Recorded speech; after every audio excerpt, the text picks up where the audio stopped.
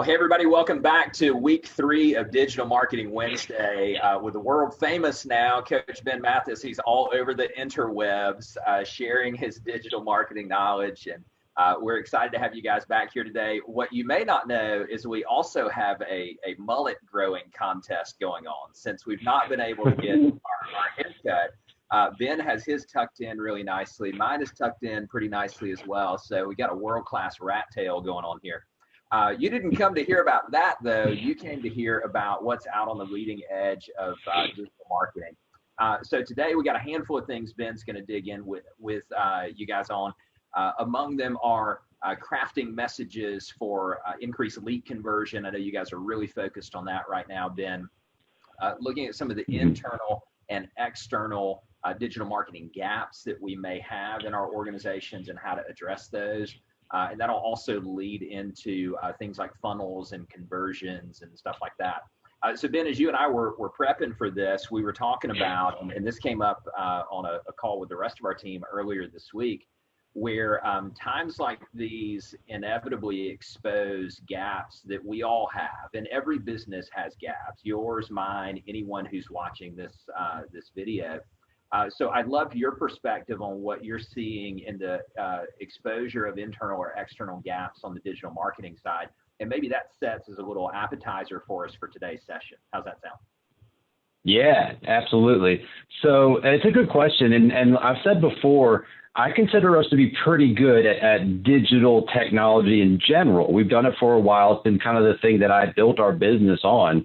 So it's always interesting for me to see us get tested on these things and how do our things show up. And when we talked about this, I'm big on internal. So I think of when we say internal, I'm thinking team-to-team communication. I'm thinking, what do our processes look like internally within our team? You know, the inflow of information versus the outflow of information. If you look at, just say, stick with internal for a second and say, you know, what has to happen for this thing to start? So say we start with a new prospect all the way to closing. Internally, what is everything that has to happen? A long time ago, we were using paper files, right? We had everything where if something happened internally within the team, we had to submit a piece of paper to somebody, an admin, somebody on the team to process the next steps. So now we look at it still on that spectrum, right? Of when we look at things internally of what does the flow look like? And what we started doing was saying, where are our gaps digitally? Where are we still doing things in analog? Where are we still needing to print papers out? Where are we still needing to, when we transfer information from one team member to another, how are we doing that? Is it the most efficient way possible? So just things like that internally when you're looking at your processes and saying, you know, now that we're not in a physical space, because here's what we found, when you're in a physical space together, right, when you're in an office together where you can literally turn around and say, hey, I need you to do X, Y, or Z. That gets lost when you're not physically in the same area. So when we started moving to a more remote setting for our team, really evaluating those internal processes of communication and saying, how are things being transferred along to other team members without, and this goes back to something I heard a lot of my computer programming friends say, packet loss, right? So whenever you have internet and you upload something, there's packet loss or lack of packet loss. So we're looking at that internally. How do we not lose the important details when we're passing along information inside of our team? And so we started evaluating that. And at first it was just get it all online, right? So if you're starting anywhere right now and you're evaluating your internal processes, the first step would be to say, how do I get all of my offline stuff online? What are we doing offline that needs to be done online so we can still function in any business environment?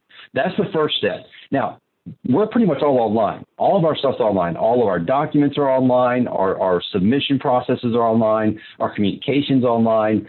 So we were already at that first level. So then we took a step back and started saying, okay, so internally, still internal within the team here, how can we make it better? How can it be more efficient? what are we doing that's creating redundant steps for our team members?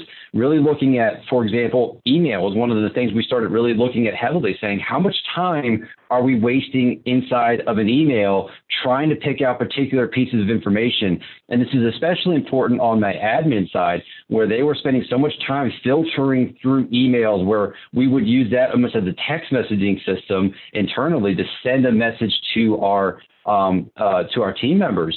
So then we started saying, well, if we took that out of there, what would that look like on the email load? And what if we set up some other type of platform that would just be for us to communicate within the team? And that's where we brought in a messaging platform. And so our email is strictly for processing of files. That's it.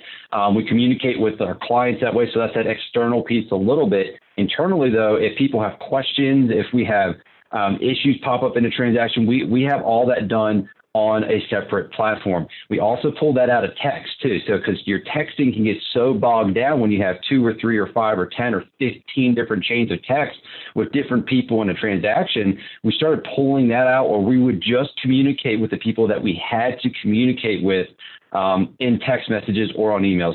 So that's just a really small microcosm of how you can start looking at, what are my processes? How does information get transferred along internally?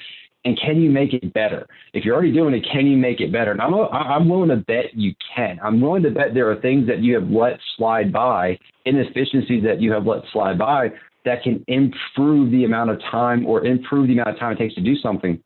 Another thing we did was we were looking at how our transaction coordinators were processing files. And we said, well, they're in I think it was like 7 or 8 different platforms at that point, either taking the information from our TMLS, putting it into a document tracking platform, putting it into somewhere else, then going back into their email. So we started looking at and saying, is there a way that we can reduce the clicks? How do we reduce the clicks? And this is insane. If you've never paid attention to this, pay attention the next time. If you're an admin or if you run a team, how many clicks does it take for one of your admin to do a task? And it's a fascinating thing to look at when you start getting that granular on your online presence, and it will help you do more with less, which is where we're in that time period now. We're asking everybody, how can we do more with less, right? It's one of our favorite things on our team to look at. And what we found was, and this is just an example, so we have email templates that we send out at the front end of every transaction. Our admin were having to go into our Google Drive, which is where we house all these templates at. They would have to copy that template and then take it out into an email, drop it in the email, edit the email. By the time they were done, there were so many clicks involved in there. It's a simple introductory email to a client or to another agent on the other side of the transaction could take us anywhere from 15 to 20 minutes when it was all said and done. So we started saying, well, can we put that all in one spot? And when we did that, we found a platform, we put it all in one spot. It cut that down to about a 5-minute time frame. So you go from 15 to 20 minutes down to 5 minutes. Now they're able to process files a lot quicker, still doing the same things. And then within the platform that you're looking at, if they have some automation built in there. So another piece of it was we used to have to edit every single time we sent an email out to people that were templated. We still had to edit like the to and from fields, or you had to edit the names and some of the particular information. Now we can pre-format all that we'll fill it out one time at the front end of the transaction, and then it auto-fills for the rest of the transaction.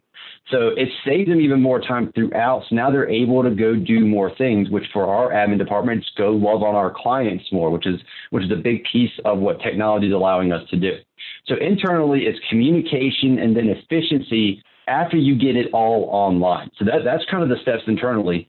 Externally, it's really about your messaging to the market right now and how are you working digitally in this environment. So again, this happened a couple of weeks back when everybody started getting put on lockdown and quarantine. We started asking ourselves the question, how do we still operate in this environment? How are we still able to do things? And that's where externally we started evaluating our processes and saying, everything got put up in the air and said, what do we do right now that we can't do digitally? Or what are we doing right now, that is already digital? Can it be done better? So the same thing we did internally, we started looking externally and figuring things out, saying, our marketing, how is that being done? Traditional marketing that we were doing, are we seeing the same returns off of it that we're seeing from our digital marketing?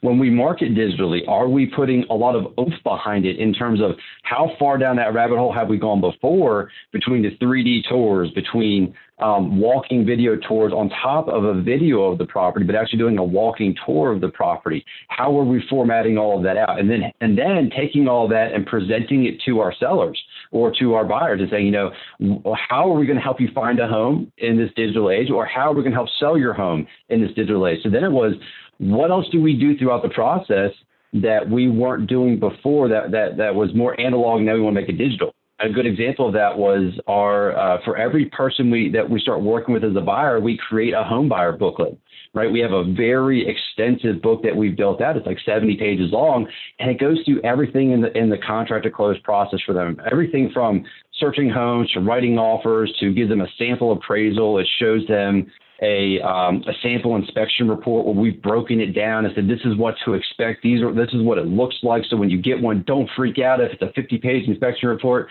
Kind of what to expect is the whole thing. And we really, really made it extensive. And it kind of was like, oh, wait, that's not online. Well, not only is it not online, we have a digital copy of it, but we've never really fully handed that out to people. And not only that, we're like, well, why don't we do videos around all of it? You know, walk them through, do a mini video series, walking them through all of these pieces. So basically, we're still doing all the things we've already done before. Now we're just moving that online and saying, let's move them down the line as much as possible digitally. And then on the seller side, same thing. We have seller booklets that we used to send out in a physical mailer, or we would drop it off at the appointment. Now it's like making sure all that's digital, doing those videos beforehand. If you're doing a listing presentation, like we talked about before, record it, do it beforehand. And then you just spend more time building rapport, building friendships with the person, learning their wants and needs. So internally and externally, again, first steps is looking at what do you already have done digitally, and then saying, you know, if it's not digital at this point, how can I move it there? Then from there, making those processes as efficient as possible.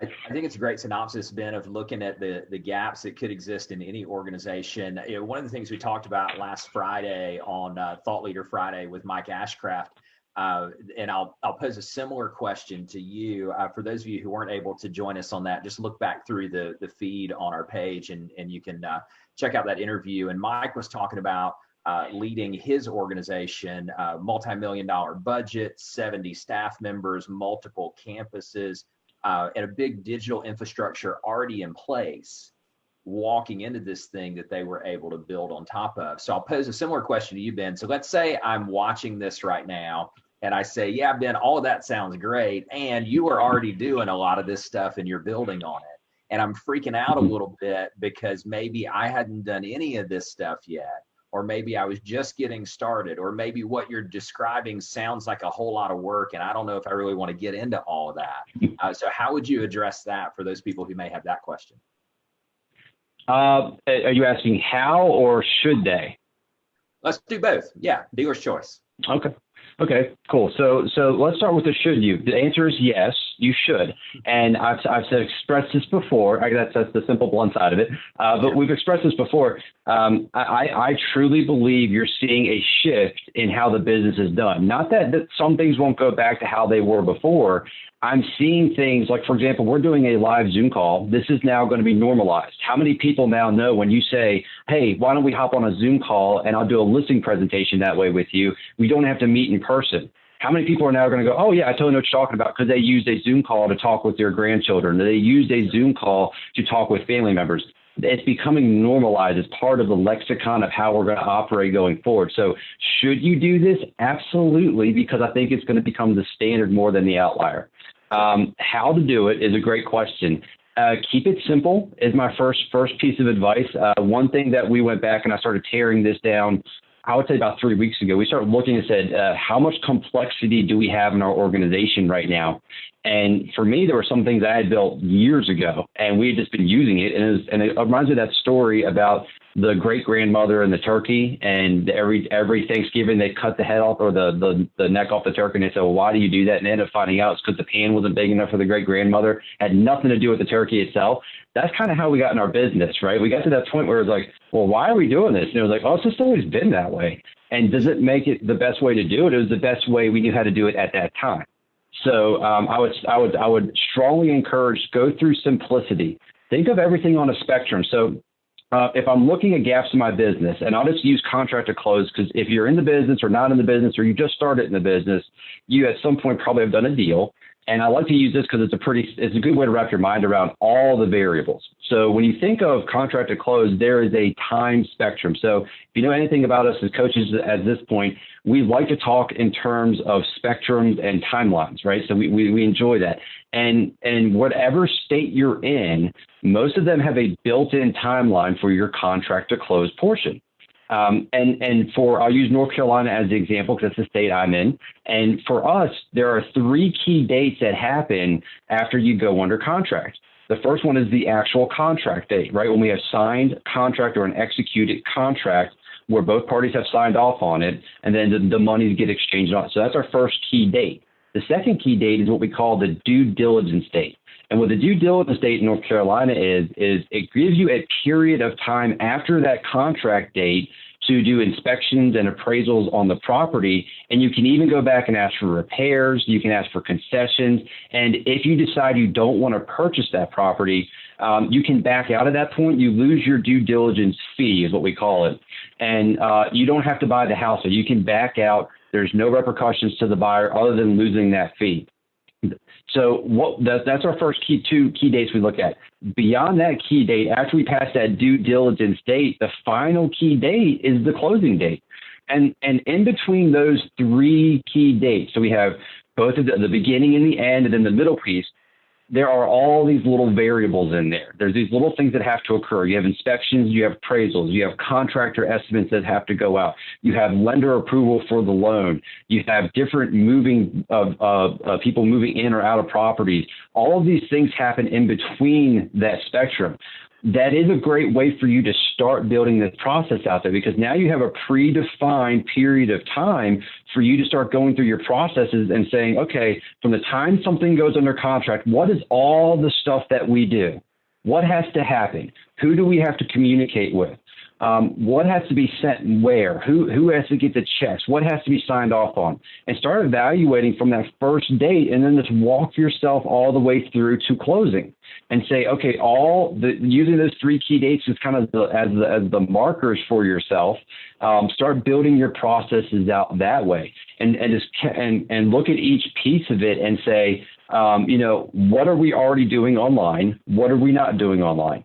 And then just build it out from there. And again, keeping it simple as possible. For us, one of the key things that we have done is picking a centralized hub to work out of. And for us, it started with email, right? So thinking about your email provider and then thinking about what storage devices, tools that they have as add-ons to that. So you have the 2 big ones, Outlook or Microsoft, and then you have Gmail. So we use Gmail. So everything we've done has been built into the Google environment. Our team uses Gmail. Then we started using for submission of forms. We just use Google Forms internally. So anytime we have, for example, in that contract to close process, anytime we have a property go pending or one of our agents on the listing side or on the buyer side go under contract, our agents submit a form through a Google form is all it is. And it's a preset amount of questions that our admin needs to process that form or process that contract to get it started. And the reason we did it that way is because, one, we can put required fields on it. So if our agents, because on the paper forms, it was very easy, not that I've ever done this myself, I have, but it was very easy just to fill something in or leave it blank and not fill anything at all. So it would leave gaps in the information for that transfer of information, whereas on a Google form, you can require certain fields. And it's a really good tool so that you know the quality of information you're getting, right? And you can build those things out pretty beefy too. So there's if, this, and that formulas you can build in there. Again, on the front end of it, just make it as simple as possible. Building a Google form is pretty easy to do. And then that'll just drop into your admin's email, let them know when a new sheet's been submitted. So I would say keep it super simple. Use what tools you're already using. If you're using Google, go ahead and start using those tools. They're included anyway. They're free. They don't cost you anything extra to build all that out. Sure. Well, I think all of those are great examples, Ben. And what I love about some of the things that you share is they're really simple things to go implement. Debbie and I were chatting about this yesterday, and some of us have covered this on coaching calls this week. I'd like for you to imagine that you could rewind the clock back to January 1. And this is more for those who are listening, and Ben, I'd be interested in your thoughts too. You could rewind the clock back to January 1. And then on January 1, you knew with a degree of certainty that around mid-March, we were going to be faced with this change in market dynamics. The wind was going to turn back in our face, making things more difficult. And then our digital gaps would be exposed. If you had 2.5 months notice on that, what would you have done differently during that period to prepare for this? So that's a question for those of you who are watching to ponder. Ben, I'd be interested if you had a quick sort of top of mind answer for you guys. If you had 2.5 months to prepare for this, what would you have done differently? Good question. I would have sold some stocks ahead of time at the top of the market. Not serious. In all seriousness, we would have probably been a little bit more efficient on our process. If I knew this was coming, I would have hemmed up. I'm not too disappointed with where we're at again, because we're so heavily digital to begin with. I think I would have liked to been a little bit more heavy on the video walkthrough tours beforehand, not just the listing video that you get done. I really see value in the walkthrough videos that you do with an agent talking as they walk through a home. We're seeing a lot of value in that. A lot of our clients really express gratitude, and then we're sending that to other agents to send to their clients in case they don't want to tour homes. We're getting a good symbiotic relationship in our marketplace too. So it's doing a lot of good there. I wish we had done that before this. I wish we had been more on the ground like that before this. A little bit more. I'm big on authenticity right now. So I think that would have been a very authentic way to build relationships with our community. So that's one of the pieces. And then, of course, just simplifying more. I wish we had, it's forcing us to streamline processes, which I love. And some of it's going, well, come on, why didn't we fix this like 2 years ago? This is ridiculous. So that's the other thing which I had done beforehand. Sure. Well, we're all having some of those moments right now that says, God, I really should have got to that quicker. I also like, by the way, that you're improving our vocabulary. Today, you've already said lexicon and symbiotic. So you're on a roll. Keep them coming. It's all Debbie. You know that, right? She scares me enough. I have to act like I'm smart sometimes. There you go. Well, I'm going to make one other quick comment before I turn it back to you to talk about funnels and messaging and conversion, because I know that's a big thing you're talking about. Earlier in our conversation, you talked about our belief that everything exists along the spectrum and everything exists along the timeline. And some of you know that one of my favorite books, although a bit challenging to kind of slog through, is this book called Anti-Fragile by a philosopher named Taleb. And I'd like for you to consider, and this is sort of the main thesis of the book, and it's really attached to what Ben's describing today. Along this spectrum, there are 3 points. And point number 1 is fragile, easily broken, obviously, susceptible to outside influence. In the middle of the spectrum is resilient. So resilient is what we see out of a lot of people and out of a lot of businesses in a time like this. And resilient is kind of like, I'm going to do everything I can to get through this because I'm tough and I've been through this before. And what Taleb proposes is that there's actually the other end of the spectrum from fragility he calls anti-fragility. That is, thrives in adversity, is prepared in advance for things that are unforeseen or able to better take advantage of times like these. So some of what Ben's describing to you right now is them sort of flexing their anti-fragility muscle. And for some of us, we've got some opportunity to not only approach that resilience, also to build through the resilience so that you can capitalize on the opportunities that are on the other side of this. So Ben, in last week's Digital Wednesday session, you were talking a lot about how you guys are increasing your activities, how you guys are really, really focused on a 3x multiple of follow-up. And then you and I were chatting later last week, and you mentioned that you guys had a very, very successful week in setting appointments and additionally sort of stuff in the pipeline for the other side of this whole thing. So if you don't mind, share a little bit with the team about the success that you had, and then how you guys are going about doing that with conversion and messaging and funnels and such. Absolutely. It's a perfect lead in, actually. I like that. So a big piece of what we're doing is we thought about what changes, right? What changes in all of this?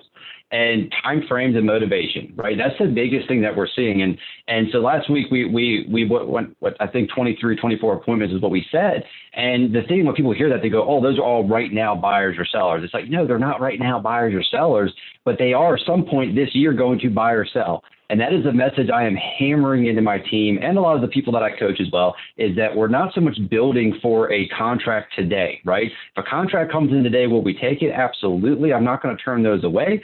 The other side of that is I'm really looking at whenever all of this stuff lifts, which you have to believe at some point it's going to lift, right? That's the optimism, that at some point this is going to lift. We'll see the end of the light at the end of the tunnel.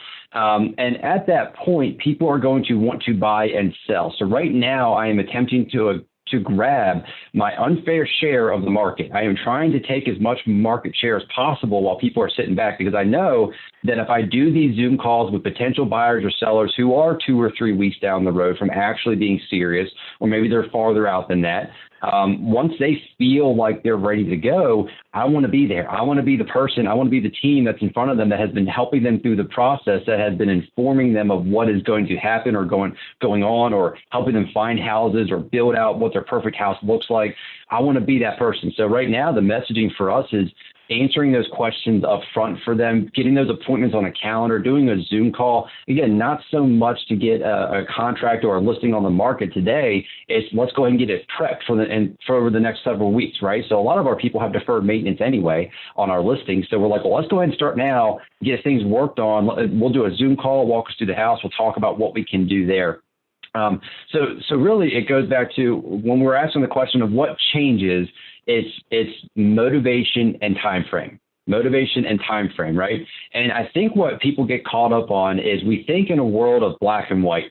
And going back to our scales that we use, so scale of 1 to 10, I think people are either a 10, they're super motivated to buy or sell right now.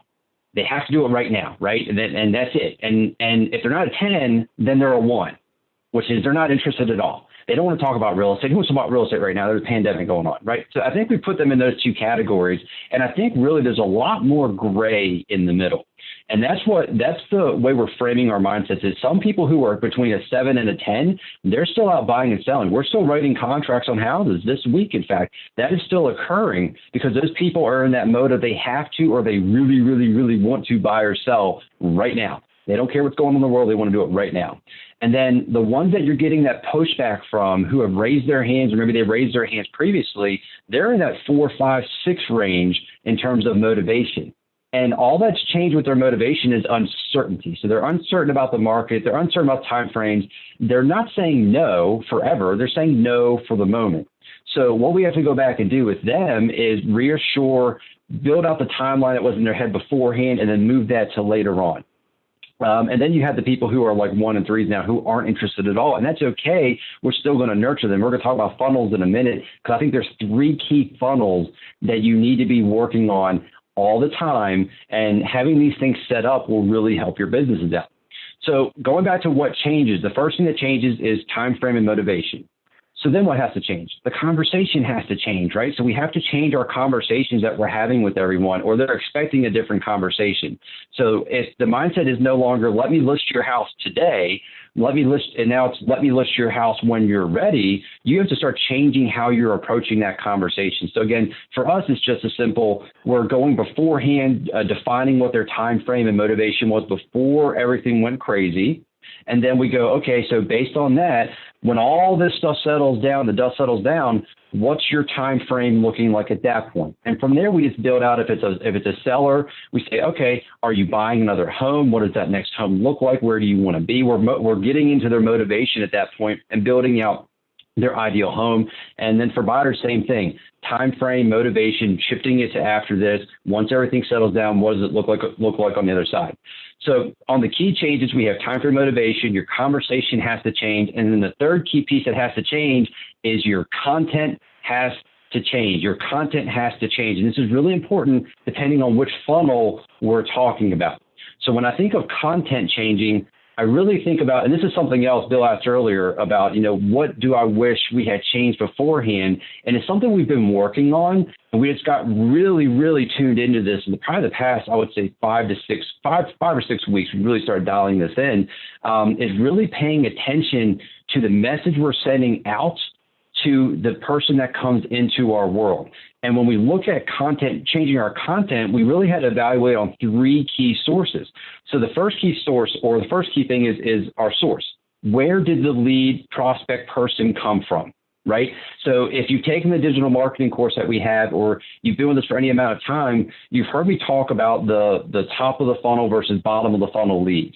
So people who are at the top of the funnel have typically longer time horizons before they're looking to buy or sell a home. And those types of leads, they just take longer to nurture and turn over. So they're just farther out. And then middle of the funnel, those are more like your listing aggregator sites. So your Zillow, your Realtor.com, those are more immediate leads. And then your bottom of the funnel would be database. So people who know you, like you, trust you, they're the ones that are going to do something quickly because they already know about you. Whereas everybody else, you're showing them your validity as an agent, you're showing them your business model. All that stuff takes time. So when we look at the source, it really changes the conversation, because a database source should get a different conversation than somebody who is a cold paid lead from Facebook or from Google, right? Those conversations need to be different based on your interaction with them over time. So the second way our content changed was based on the type of lead that came in. And this was a major aha for us, because pretty much all of our leads are getting the same drip plane, right? That's just, and again, I go back to, when you have a hammer, everything looks like a nail. That's how we ran it. And what we started finding was, as we've become a little bit more educated in the lead ads, for example, for Facebook, we found different ways to qualify our prospects a little bit. So we started figuring out how many buyers there are, how many sellers there are, and they started self-identifying for us if they were a buyer or a seller. Totally changed the complexion of our drip campaigns on the back end, because if we thought they were just buyers and we're sending them first-time home buyer guides or home buyer content or how to buy a home, when in reality they were sellers. So what was more valuable would be to send them, hey, here's 5 staging tips on how to get your home ready to sell, right? That's different video content, different pieces of content that are more related to selling. That's more valuable to someone who has to sell a home before they can buy a home, right? So changing up your content based on the type. And the third key piece that we did was looking at demographics. So really starting to segment our audience out based on their behaviors that they did within our system or how they came into our system. We started segmenting out the different generational gaps that we were seeing. So, for example, someone who is in the baby boomer generation and is looking to downsize a home needs a different content plan than someone who is a first-time home buyer and, they don't have a down payment or they have minimal funds to do something with. Those are different conversations you need to be having with those audiences. So we started segmenting out on all of that type of data, and we found that it really helped us maneuver our conversations to a whole new level. So let's talk about funnels for a second, because I think funnels are really, really interesting. So one of the things that I'm constantly looking at is the types of funnels in your business. And if you set it up and you're doing any kind of digital marketing, then you most likely already have these in place, even if you don't know that it's a funnel. And the first funnel is the lead generation funnel, right? So this is, how are you generating leads for your business? How are you generating prospects for your business? And it doesn't matter if your database or you have technology in place to do this, or you're paying an outside source to do this. You have some type of lead generation funnel where if you do certain activities or you pay a certain amount, that something's going to come in the top end of that funnel, right? That's just the production piece of all this. That's just level one. The next funnel you have to have set up is your lead conversion funnel. What does your lead conversion funnel look like? I think right now that's one of the most interesting pieces in all of this that's going on is how are you converting leads? How is your messaging changing to convert those leads? So again, before it was, hey, I think that it was more along the lines of, hey, when are you wanting to buy or sell a home, right?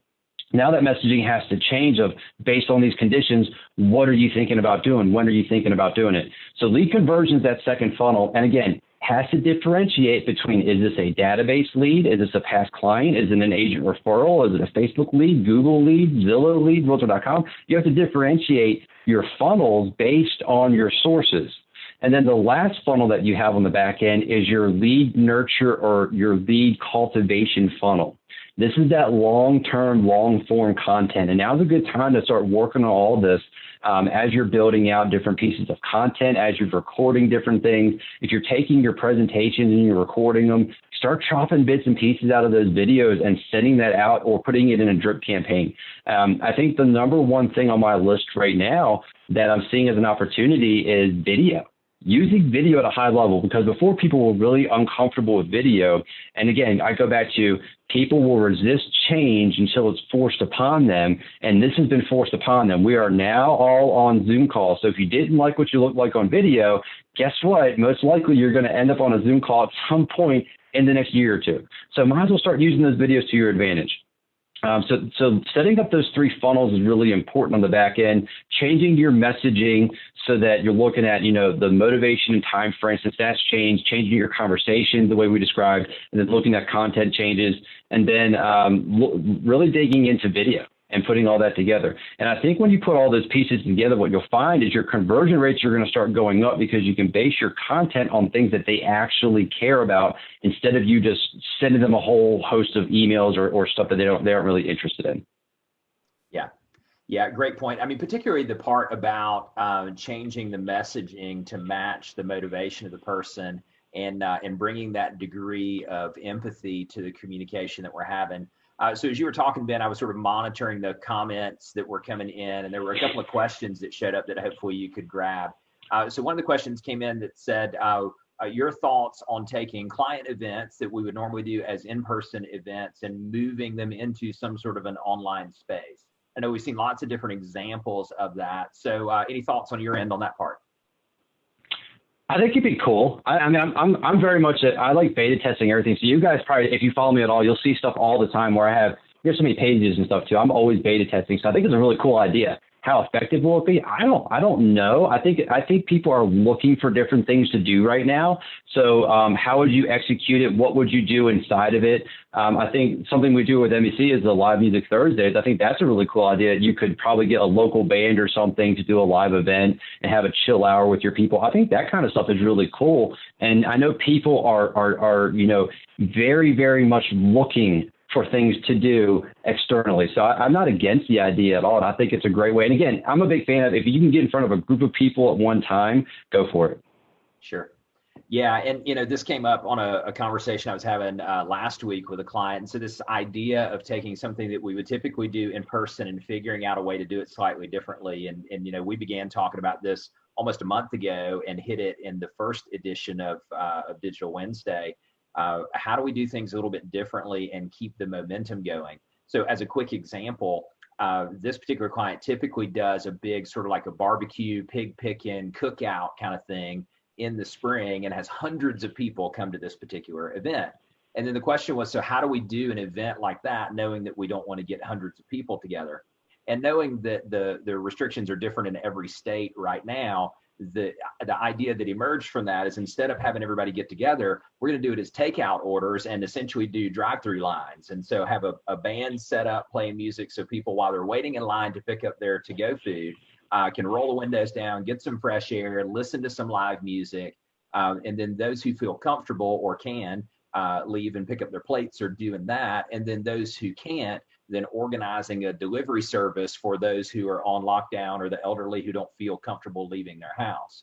And so that's just an example of an idea of how this doesn't bring a grinding halt to all the things that we do. It just challenges us to do things a slightly different way. Yeah, that's super cool. So a couple of different cool ideas there. You were complimented on your authenticity, so congratulations there. You were complimented on wearing your suit as well, and so we're going to assume that you have pants on. I don't, however, that's a different story.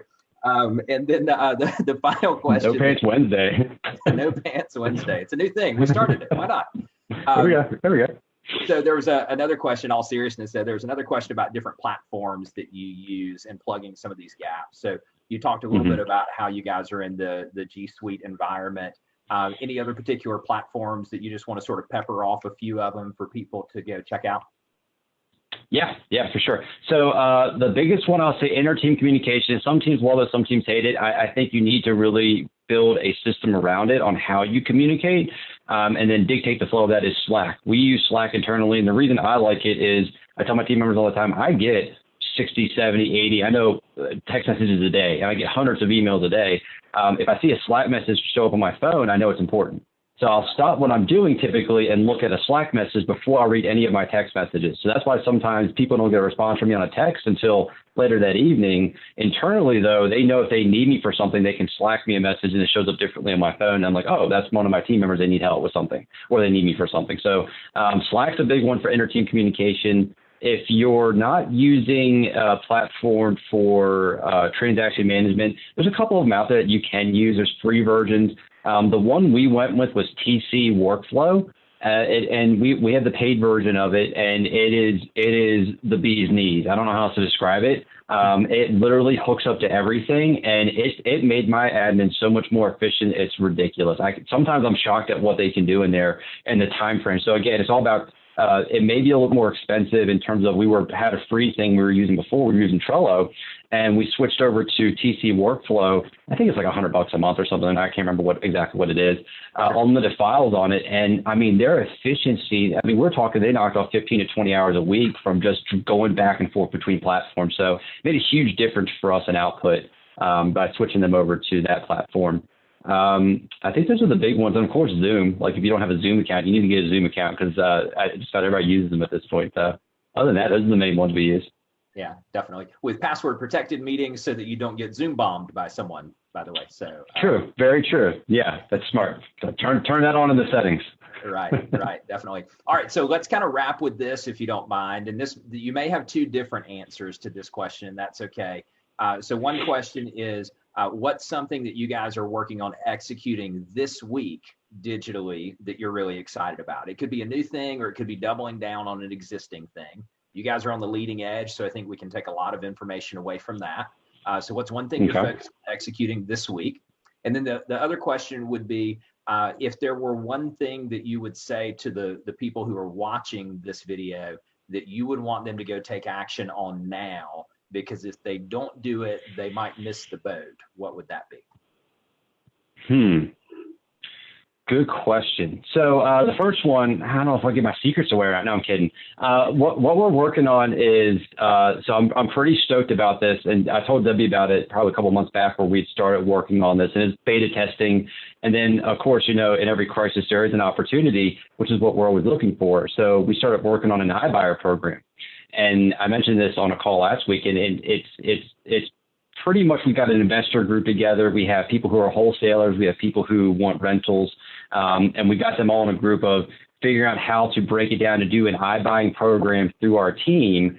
And it was really nice timing because all the major players backed out of our market. So we're stepping into a gap right now that's just beautiful. And they did they spent millions of dollars on social media advertising. So now I'm filling that hole, and it's like shooting, ducks in a barrel. It's not even work at this point. So that's something I'm really, really excited about for dialing that up this week. We had a couple kinks in terms of how that information flowed in, the qualification process, different things on that end. But we're pretty excited about that piece. The second question was something I'll tell people to take action on right now. Facebook Live. Guys, go do Facebook Live. The reach on Facebook right now. So I mean, statistics are like it's up 70%. People spending more time on social media, and Facebook's out in front of everyone. Go do Facebook Lives, and be authentic. And this is something again. There's no excuses on this one. Literally, take your phone, turn on Facebook Live, and start talking about something. Talk about your day, something you learn, how to get along with your family members better. Talk about your business, whatever you want to do. Again, authenticity. There's never a better time to get in front of your people in a non-salesy way where you know where they're going to be. We know they're at home. We know they're on their phones. We know they're trying to find a way to escape everything that's going on. Get on Facebook Live and connect with people and have good conversations. I have one of my people that I coach is doing this she's doing it every day, and it's amazing. And even she commented on our call this week that the interaction she's getting is really, really good, and she's getting in front of a lot of people at one time. So go get on Facebook Live and start doing those, if nothing else. Yeah. We make such a great point there. And, Facebook made a big shift a number of months ago. And you mentioned this on a previous Digital Wednesday about favoring groups and favoring the interpersonal connectivity and really working to foster more of a sense of a community. And so it is interesting to see how much Facebook Live is playing into that, even with people doing it on their personal pages. And we've seen a lot of great examples of that over the past few weeks. So back to your point from the top of today's session, the authenticity of we're all in this together. We're all working on something. And it could be everything from I'm taking a walk out here with my kids and I'm appreciating the beauty of the things that are out here, all the way over to the other side of the spectrum, talking about things in business. So make a great point there. All right, Ben, before we wrap up, any final words from you or any parting thoughts of wisdom for the crew today? I'd go execute on something. Take one thing from today and say either internally or externally, I'm going to improve this about my business. And then if you're coaching with us, let us know what it is. If you're not, you still want to know what it is, you can comment on the video, comment somewhere, let us know. And I want to hear what people are doing that's working. What have you changed or you're excited about that's new in your business? I'm a big fan of efficiency. Bill, you know this since we first started, we've known 5 years now. I'm a huge fan of efficiency. I get so many giggles out of seeing something that is supposed to work autonomously work really well. So what are you doing to either get that started, or if you've already got it started, what are you doing to make it better? Nice work. All right, everybody, thanks for being here today. We'll see you Thursday at 5 p.m. live music, happy hour, Friday, 12 noon for Thought Leader Friday with the incredible Sean Rawls from Atlanta, Georgia will be with us on Friday. So be sure to join us. Thanks, Ben. Great job as always. Awesome. Thanks, guys. See you, buddy.